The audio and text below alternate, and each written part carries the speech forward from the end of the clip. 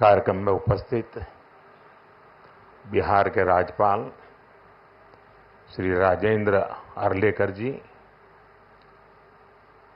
यहाँ के कर्मठ मुख्यमंत्री श्रीमान नीतीश कुमार जी, हमारे विदेश मंत्री श्री एस जयशंकर जी, विदेश राज्य मंत्री श्री पवित्र जी, विभिन्न देशों के एक्सेलेंसीज, एम्बेसडर्स, नालंदा यूनिवर्सिटी के वीसी प्रोफेसर, स्टूडेंट्स, उपस्थित साथियों, मुझे तीसरे कार्यकाल की शपथ ग्रहण करने के बाद पहले 10 दिनों में ही नालंदा आने का अवसर मिला है।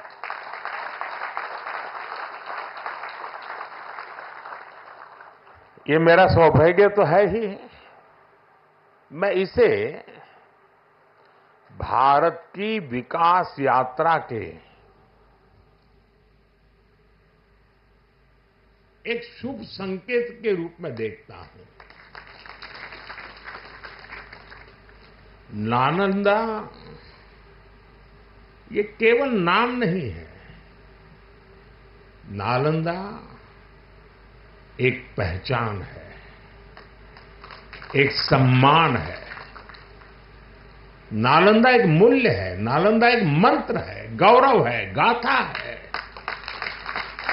नालंदा है उद्घोष इस सत्य का कि आग की लपटों में पुस्तकें भले जल जाएं, लेकिन आग की लपटें ज्ञान को नहीं मिटा सकती।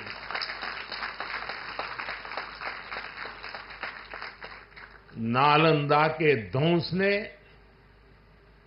भारत को अंधकार से भर दिया था। अब इसकी पुनर्स्थापना भारत के स्वर्णिम युग की शुरुआत करने जा रहा है। साथियों, अपने प्राचीन अवशेषों के समीप नालंदा का नवजागरण, ये नया कैंपस विश्व को भारत के सामर्थ्य का परिचय देगा।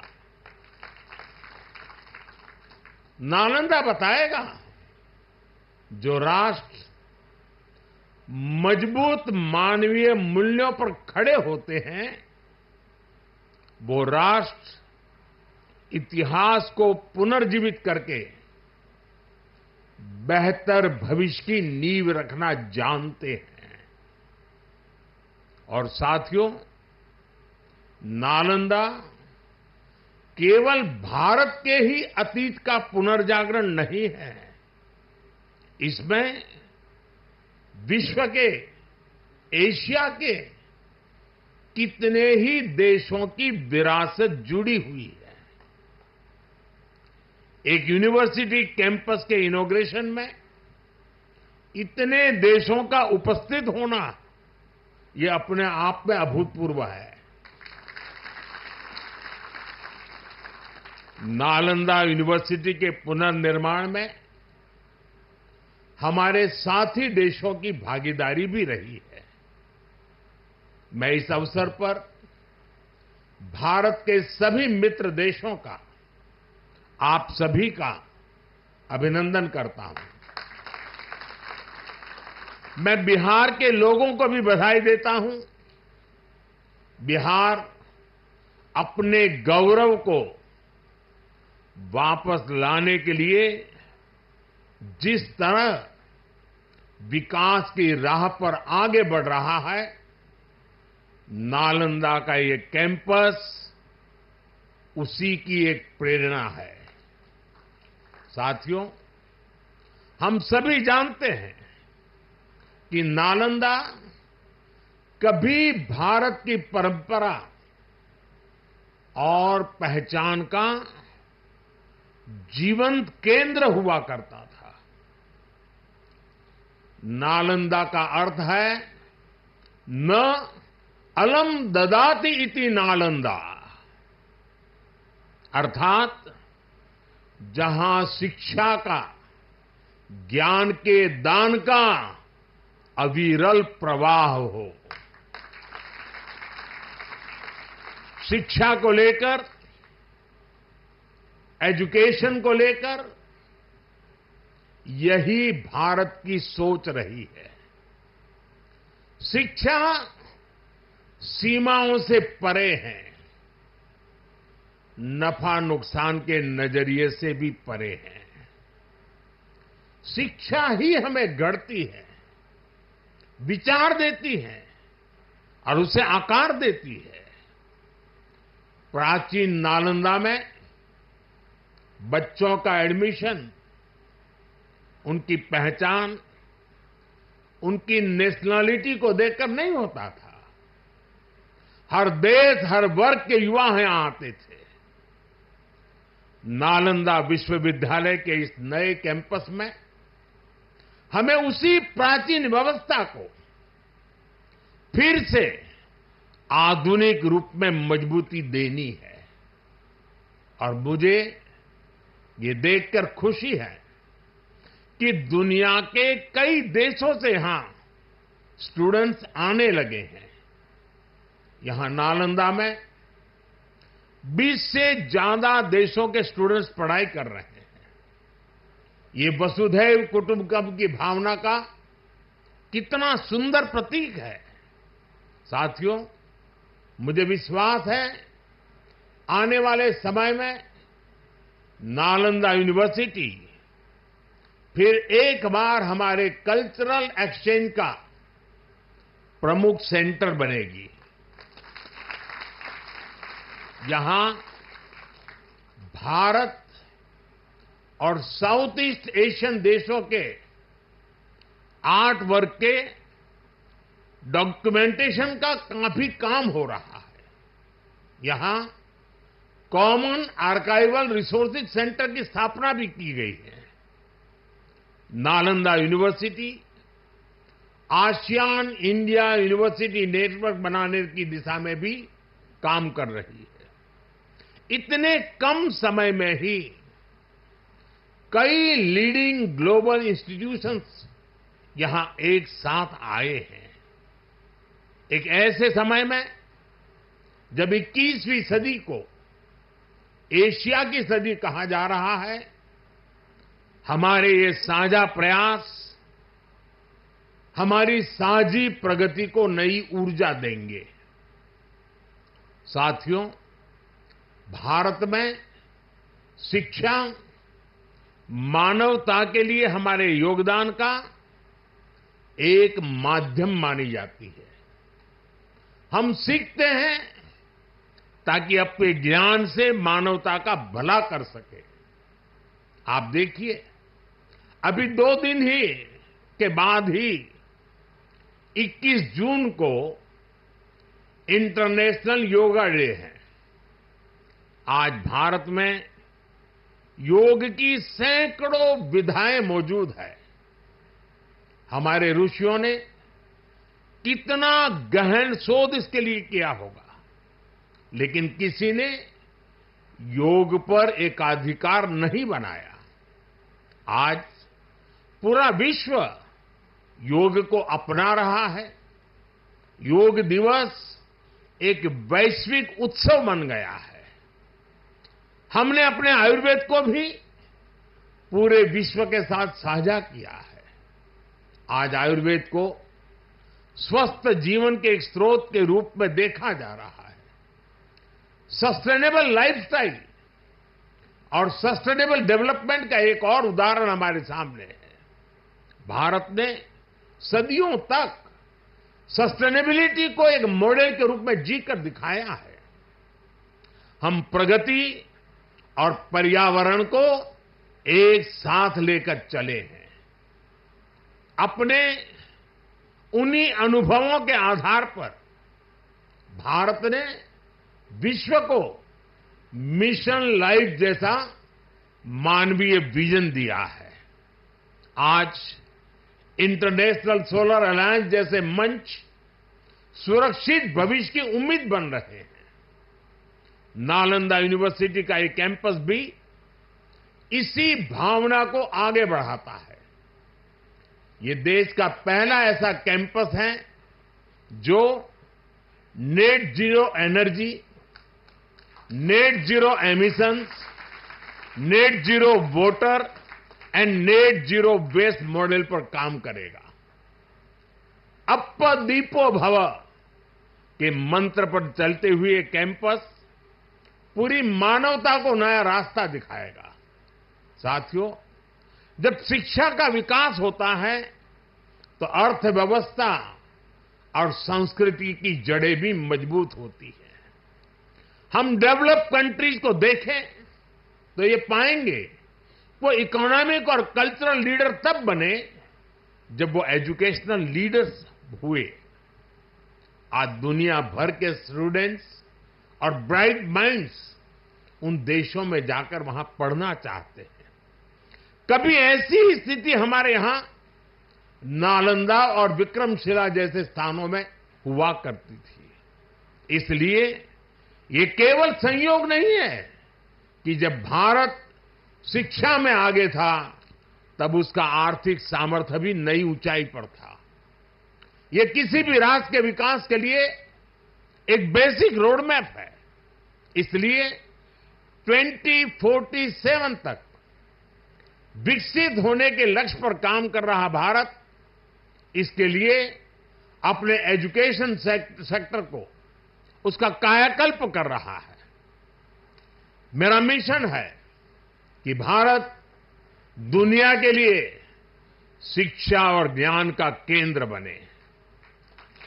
मेरा मिशन है भारत की पहचान फिर से दुनिया के सबसे प्रोमिनेंट नॉलेज सेंटर के रूप में उभरे। और इसके लिए भारत आज बहुत कम उम्र से ही अपने स्टूडेंट्स को इनोवेशन की स्पिरिट से जोड़ रहा है। आज एक तरफ 1 करोड़ से ज्यादा बच्चों को अटल टिंकरिंग लैब में लेटेस्ट टेक्नोलॉजी के एक्सपोजर का लाभ मिल रहा है, वहीं दूसरी ओर चंद्रयान और गगनयान जैसे मिशन स्टूडेंट्स में साइंस के प्रति रुचि बढ़ा रहे हैं। इनोवेशन को बढ़ावा देने के लिए भारत ने 1 दशक पहले स्टार्टअप इंडिया मिशन की शुरुआत की थी। तब देश में कुछ 100 ही स्टार्टअप थे, लेकिन आज भारत में 1,30,000 से ज्यादा स्टार्टअप है। पहले की तुलना में आज भारत से रिकॉर्ड पेटेंट फाइल हो रहे हैं, रिसर्च पेपर पब्लिश हो रहे हैं। हमारा जोर अपने यंग इनोवेटर्स को रिसर्च और इनोवेशन के लिए ज्यादा से ज्यादा मौके देने का है। इसके लिए सरकार ने 1 लाख करोड़ रुपए का रिसर्च फंड बनाने की घोषणा भी की है। साथियों, हमारा प्रयास है भारत में दुनिया का सबसे कॉम्प्रिहेंसिव और कंप्लीट स्किलिंग सिस्टम हो। भारत में दुनिया का सबसे advance research oriented higher education system हो। इन सारे प्रयासों के नतीजे भी दिखाई दे रहे हैं। पिछले कुछ सालों में भारतीय यूनिवर्सिटीज ने ग्लोबल रैंकिंग में पहले से काफी बेहतर परफॉर्म करना शुरू किया है। 10 साल पहले क्यूएस रैंकिंग में भारत के सिर्फ 9 शिक्षा संस्थान थे। आज इसकी संख्या बढ़कर 46 पहुंच रही है। कुछ दिन पहले ही Times Higher Education impact ranking आई है। कुछ साल पहले तक इस रैंकिंग में भारत के सिर्फ 13 इंस्टीट्यूशंस थे, 13। अब इस ग्लोबल इंपैक्ट रैंकिंग में भारत के करीब 100 शिक्षा संस्थान शामिल हुए हैं।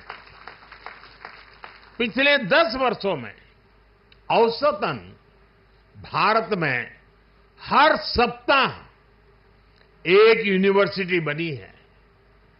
भारत में हर दिन एक नई आईटीआई की स्थापना हुई है। हर तीसरे दिन एक अटल टिंकरिंग लैब खोली गई है।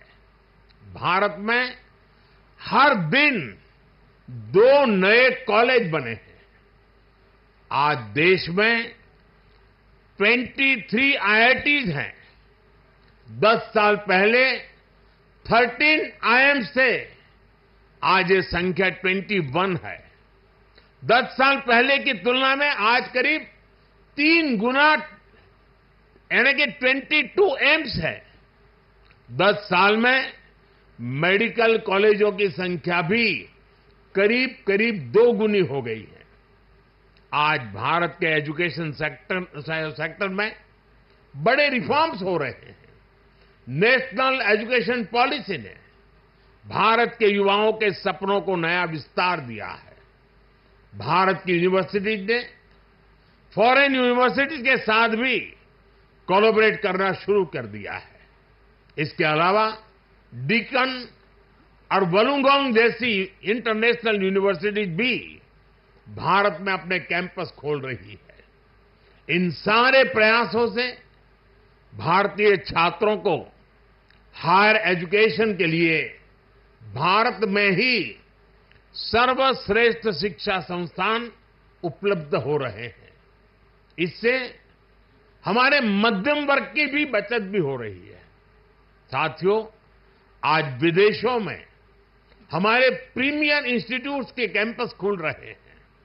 इसी साल अबू धाबी में आईआईटी दिल्ली का कैंपस खुला है। तंजानिया में भी आईआईटी मद्रास का कैंपस शुरू हो चुका है। और ग्लोबल होते भारतीय शिक्षा संस्थानों की तो ये शुरुआत है। अभी तो नालंदा यूनिवर्सिटी जैसे संस्थानों को भी दुनिया के कोने कोने में जाना है। साथियों, आज पूरी दुनिया की दृष्टि भारत पर है, भारत के युवाओं पर है। दुनिया बुद्ध के इस देश के साथ, मदर ऑफ डेमोक्रेसी के साथ कंधे से कंधा मिलाकर चलना चाहती है। आप देखिए, जब भारत कहता है one earth, one family and one future, तो विश्व उसके साथ खड़ा होता है। जब भारत कहता है वन सन, वन वर्ल्ड, वन ग्रिड, तो विश्व उसके भविष्य की दिशा मानता है। जब भारत कहता है वन अर्थ, वन हेल्थ, तो विश्व उसे सम्मान देता है, स्वीकार करता है। नालंदा की ये धरती विश्व बंधुत्व की इस भावना को नया आयाम दे सकती है। इसलिए नालंदा के विद्यार्थियों का दायित्व और ज्यादा बड़ा है। आप भारत और पूरे विश्व का भविष्य है। अमृतकाल के 25 साल भारत के युवाओं के लिए बहुत अहम है। ये 25 वर्ष नालंदा विश्वविद्यालय के हर छात्र के लिए भी उतने ही महत्वपूर्ण है। यहां से निकलकर आप जिस भी क्षेत्र में जाएं, आप पर अपनी यूनिवर्सिटी के मानवीय मूल्यों की मुहर दिखनी चाहिए। आपका जो लोगो है, उसका संदेश हमेशा याद रखिएगा। आप लोग इसे नालंदा वे कहते हैं ना।